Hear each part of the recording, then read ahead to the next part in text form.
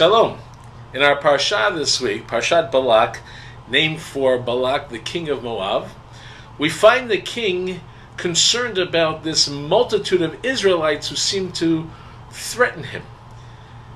It's not the first time that we find someone threatened by a growing number of Israelites.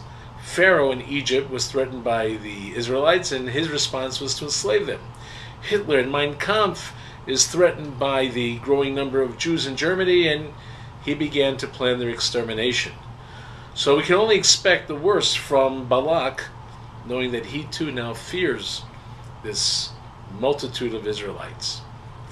Well, he doesn't plan their extermination, but he does call upon a Gentile prophet by the name of Bilam to come and curse our ancestors.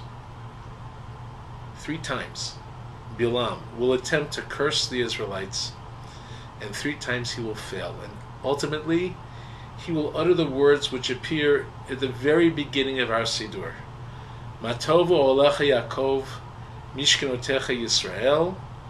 How beautiful, how wonderful are your tents, O Jacob, your dwelling places, O Israel. Somehow, Bilam transforms the curse into a blessing which we perpetuate by including it in our Siddur, in our prayer book. It's a great lesson for us, and perhaps that's why it appears at the very beginning of the Siddur, that for people constantly challenged, a people whose existence is constantly threatened, it must be a reminder that whenever such challenges to our existence arise, we need to transform the curse into a blessing. Taking the 2 examples of Pharaoh and Hitler, we've seen that out of the terrible catastrophes, the terrible curses, there did come some kind of blessing.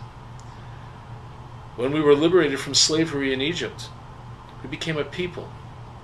We became a people ready to accept God's Torah, and a people ready to grow in God's ways, through God's teachings, eventually settling in the land of Israel. And after Hitler, Ymach Shemo, destroyed 1/3 of our people, we could have become embittered against the rest of the world, but instead we established a state in the land of Israel, a Jewish state, the state of Israel, and we took our place shoulder to shoulder with other people concerned about the welfare of humanity as leaders in the rest of the world, whether in the United States, in North America, or Europe, South America. Jews have stood at the forefront of championing the rights and the needs of all those who are persecuted, all those who are hungry, all those who are in need of a helping hand. We turned curses into blessings.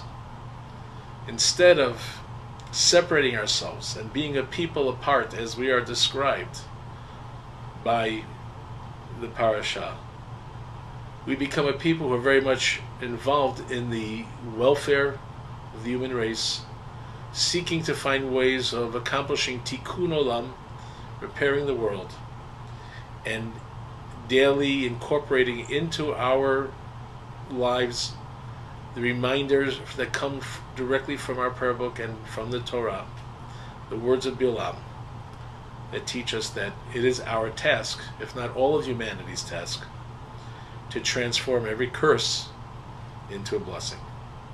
Shabbat Shalom.